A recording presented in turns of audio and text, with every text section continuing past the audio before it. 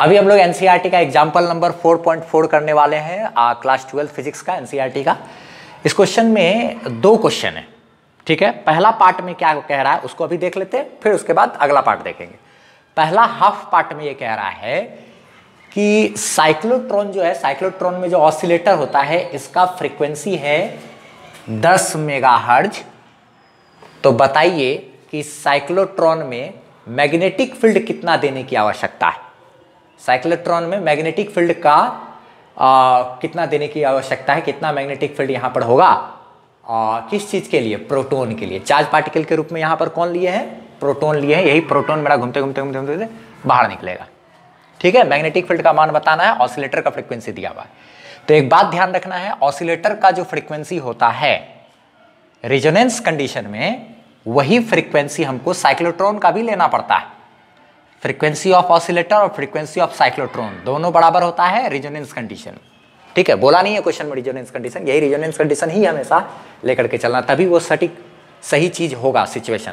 तभी क्या कहते हैं, जितना देर में ये यहाँ से यहाँ तक बाहर निकलेगा उतना ही देर में एक बार ये पलटी मारेगा ना। साइक्लोट्रॉन का थ्योरी अगर आपने अच्छे तरीके से नहीं पढ़ा है तो आपको यूट्यूब पे सर्च कर लेना साइक्लोट्रॉन बाय एम अनवर्ड, तो आपको मेरा वो थ्योरी मिल जाएगा, वहाँ पे आप अच्छे तरीके से समझ सकते हो सारा कॉन्सेप्ट इसका, ठीक है। तो ऑसिलेटर का जो फ्रीक्वेंसी होता है वही फ्रीक्वेंसी होना चाहिए किसका, साइक्लोट्रॉन का, ठीक। तो ठीक है, ऑसिलेटर का फ्रीक्वेंसी है कितना भाई, 10 मेगाहर्ट्ज। मेगा मतलब होता है 10 पे पावर 6, 10 तो ऐसे रह गया, मेगा यानी 10 टू द पावर 6, बेस से में पावर जुट गया 10 टू द पावर 7 हर्ट्ज हो गया। प्रोटॉन के लिए तो प्रोटॉन का चार्ज इतना होता है, मास इतना होता है, एनसीईआरटी में दिया हुआ है, ठीक है। तो ये ऑसिलेटर का फ्रीक्वेंसी यानी 1 सेकंड में कितना बार ये प्लस माइनस अपना चेंज करेगा, और ये 1 सेकंड में कितना चक्कर लगा लेगा, वो 1 सेकंड में कितना चक्कर लगाएगा, ये हो गया इस साइक्लोट्रॉन का फ्रीक्वेंसी। 1 सेकंड में कितना बार इसका प्लस माइनस चेंज करेगा, ये हो गया किसका, ऑसिलेटर का फ्रीक्वेंसी। और दोनों फ्रीक्वेंसी होता है क्या, बराबर साइक्लोट्रॉन की कंडीशन में, तभी साइक्लोट्रॉन अच्छे तरीके से वर्क भी करेगा, ठीक है। तो हम लोग चूंकि साइक्लोट्रॉन के लिए फ्रीक्वेंसी का फॉर्मूला जानते हैं QB/2πm ना, यहाँ से हम लोग मैग्नेटिक फील्ड फाइंड कर लेंगे। तो यहाँ से देखा जाए तो ये फ्रीक्वेंसी है, फ्रीक्वेंसी को इससे 2πm से मल्टीप्लाई कर देंगे, फ्रीक्वेंसी इंटू 2πm, ये उधर गुना हो जाएगा बराबर क्या, सॉरी ये 2πm इससे गुना हो गया और QB ऐसे रह गया। अब क्या, फ्रीक्वेंसी इंटू 2πm अब बटे में क्या, चार्ज बराबर क्या, मैग्नेटिक फील्ड, यानी कि मैग्नेटिक फील्ड बराबर फ्रीक्वेंसी इंटू 2πm अब बटे क्या लिख सकते हैं, चार्ज लिख सकते हैं, ठीक है।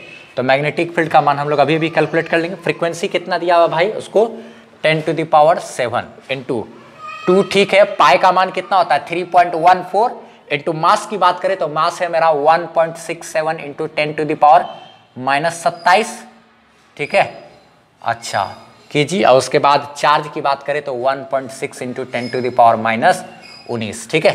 तो मैग्नेटिक फील्ड आराम से निकल जाएगा।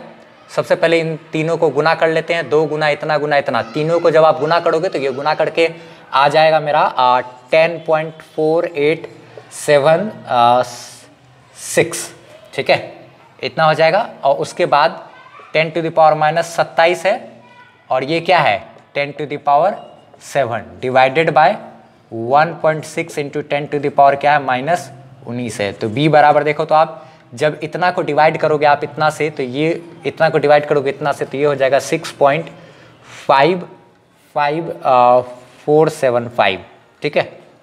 हम लोग यहीं तक लेते हैं, आगे को नेगलेक्ट कर देंगे।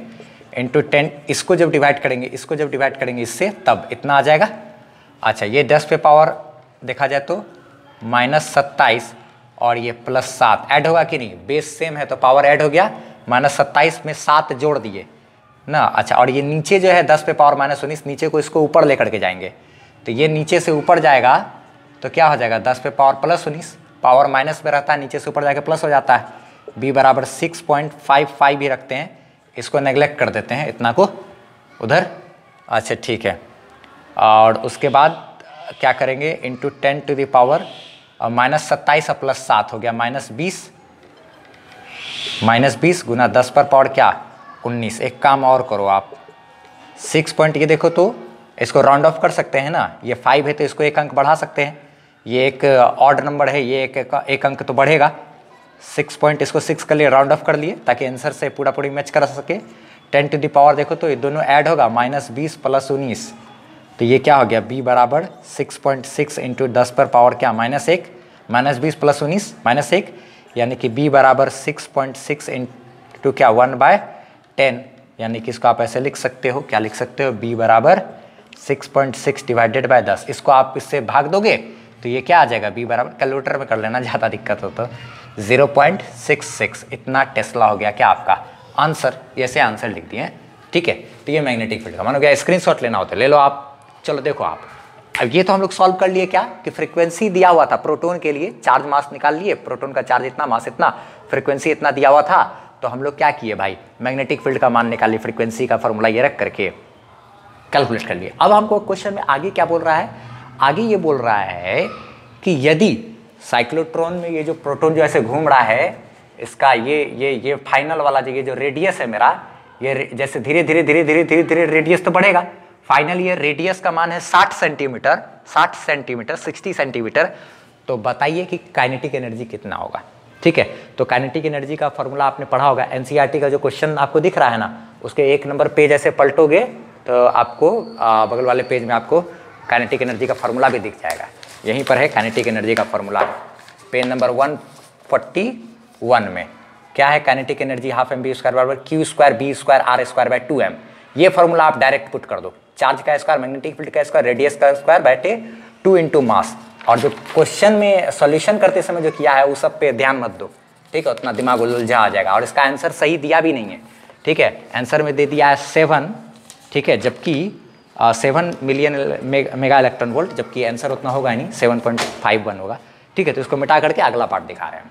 हाँ, अब जो है अगला वाला पार्ट जो है उसको हम लोग डिस्कस कर लेते हैं। इसमें काइनेटिक एनर्जी मांगा था, काइनेटिक एनर्जी का सीधा फॉर्मूला होता है चार्ज का स्क्वायर, मैग्नेटिक फील्ड का स्क्वायर, रेडियस का स्क्वायर बटे 2 into mass of the particle जो कि सर्कुलेट कर रहा है। तो चार्ज यानी कि प्रोटॉन का चार्ज इतना का स्क्वायर कर दिए, मैग्नेटिक फील्ड का क्या स्क्वायर कर दिए जो निकाले थे, रेडियस का स्क्वायर कर दिए बटे 2 इंटू क्या मास, 2 इंटू क्या मास ऑफ द प्रोटॉन, इतना कर ही दिए।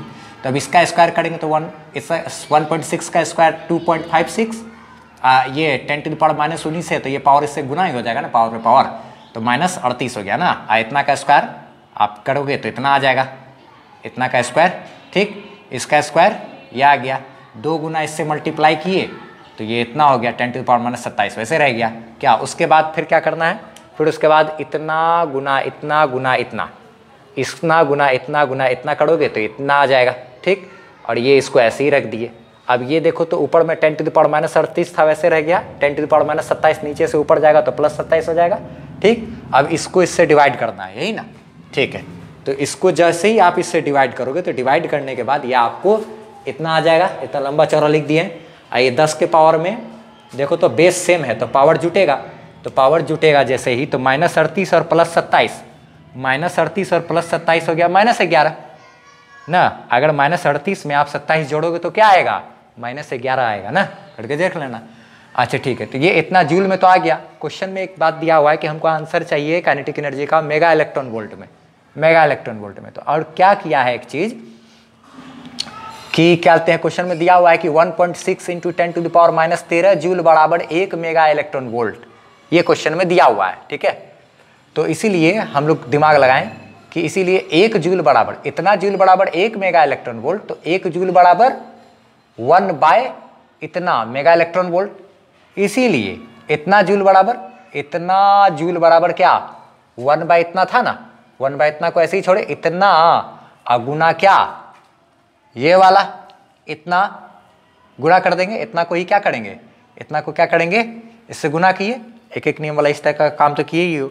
अच्छा, जब इससे ये होगा तो ये वाला चीज़ को सामने रख दिए, उतना डिवाइडेड बाय 1.6, ये 10 टू द पावर -13 नीचे से ऊपर चला जाएगा तो +13 हो जाएगा, और 10 टू द पावर -11 है ही, 10 टू द पावर -13 नीचे से ऊपर चला गया, +13 हो गया।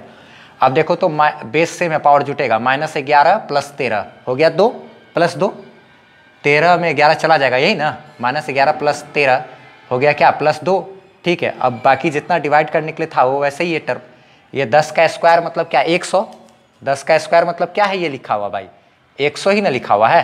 तो 100 से जब इसको आप मल्टीप्लाई करोगे तो जैसे ही मल्टीप्लाई करोगे तो ये 0.2 अंक इधर खिसक जाएगा, होगा कि नहीं। आप मल्टीप्लाई कर लेना, इसको गुना कर लेना 100 से, तो ये 2 अंक क्या होगा, उस साइड खिसक जाएगा, दशमलव पॉइंट इधर आ गया, क्योंकि 2 शून्य से मल्टीप्लाई किए हैं। अब उसके बाद इतना डिवाइडेड बाय 1.6 करोगे तो ये 7.51 आ जाएगा, इतना मेगा इलेक्ट्रॉन वोल्ट। यही हो जाएगा मेरा क्या आंसर, जबकि बुक में 7 मेगा इलेक्ट्रॉन वोल्ट दिया, वो गलत है। ठीक है, तो इसका स्क्रीनशॉट ले लो आप। ठीक, चलो कैलकुलेटर से सब कुछ करके चेक करने की ज़रूरत नहीं है, और सब समय की बर्बादी हो जाएगी। चलो बस अब इसको इतना ही रहने दो। तो थ्योरी में कहीं पर भी कोई भी प्रॉब्लम आए तो बस उस टॉपिक का नाम बाय एमन लिख करके सर्च करना, आपको कहीं दिक्कत नहीं होगा। Bye bye.